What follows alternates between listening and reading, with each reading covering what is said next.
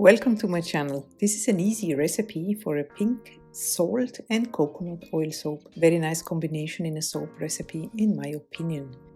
Not only does pink Himalayan salt gently cleanse, but it improves the mineral status of the body, stimulates blood circulation and detoxifies the body by balancing the pH level, and naturally exfoliates dull dead skin cells with its crystalline structure. I'm going to start by measuring out the water and the sodium hydroxide or lye so it can cool down while I am preparing the other ingredients.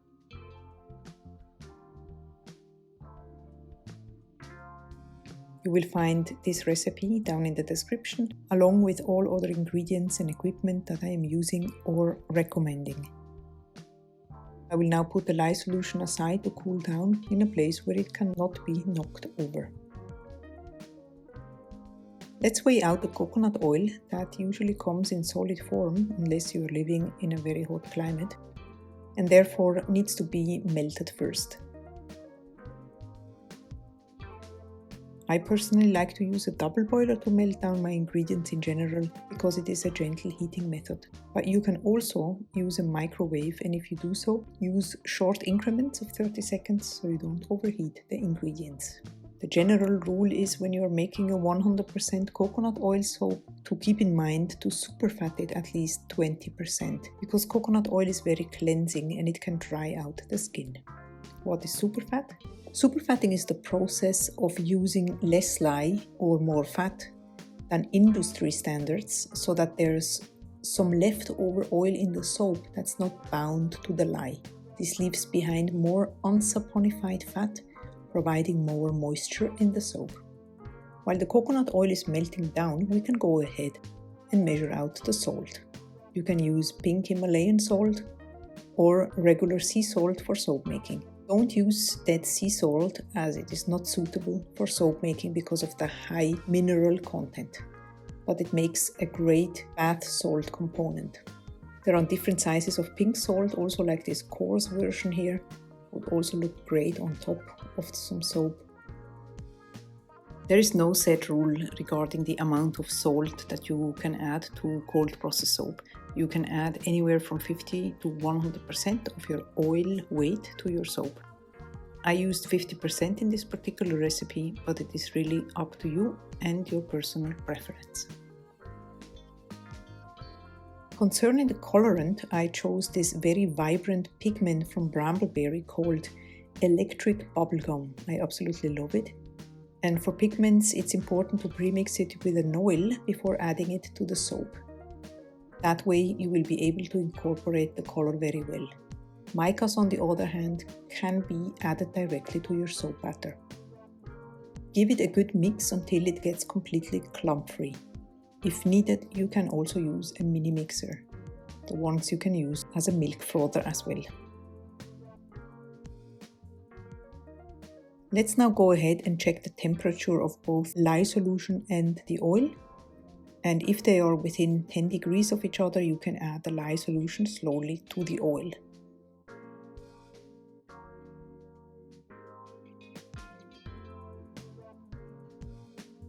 Take your stick blender and blend until emulsion, meaning that both ingredients are fully combined and will now not separate anymore.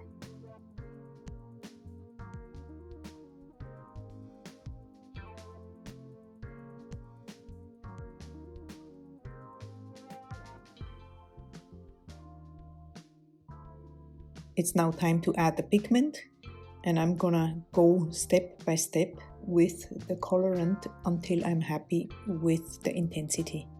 I can always add more colorant, but if it's too vibrant, it's impossible to take it back.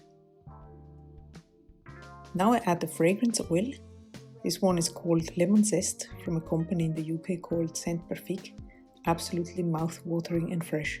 But of course you can use any fragrance that you want, or also just do it completely fragrance-free. I mix in the fragrance with the spatula.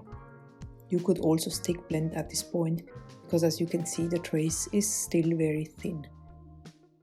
Now we add the pink salt to the mixture and give it a stick blend again to make sure that the salt is well dispersed within the mixture.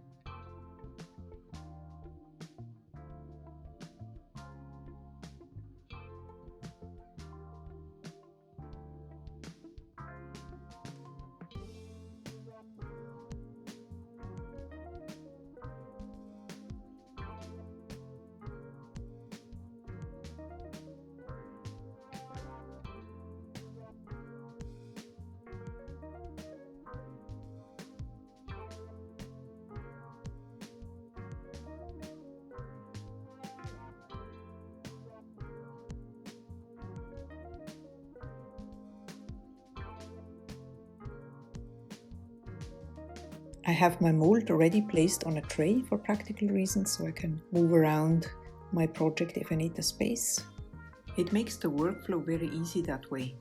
By the way, you will find all the equipment, tools and ingredients that I'm using or recommending for your respective area linked down below, where I also have an Amazon storefront with an overview of all different categories of material. As the salt tends to sink, I'm giving it a quick mix in between. Once the soap is fully poured and the jug is scraped out to the last bit, if you're like me, the only thing left to do is to let it rest for about 24 hours. There is no need to add sodium lactate to this recipe as it is hardening up quite fast.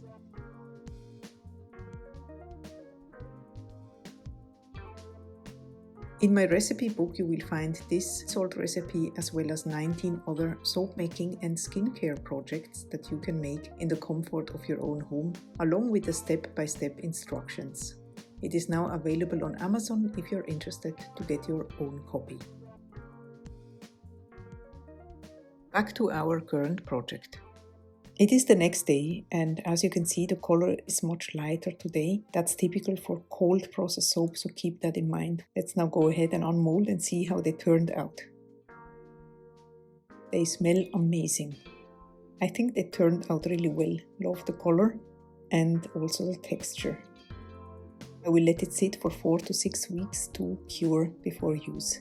It's a very good idea to use a dehumidifier, especially for this salt soaps, because salt has the tendency to attract moisture, and you have both options, the electrical dehumidifiers or the disposable ones as well.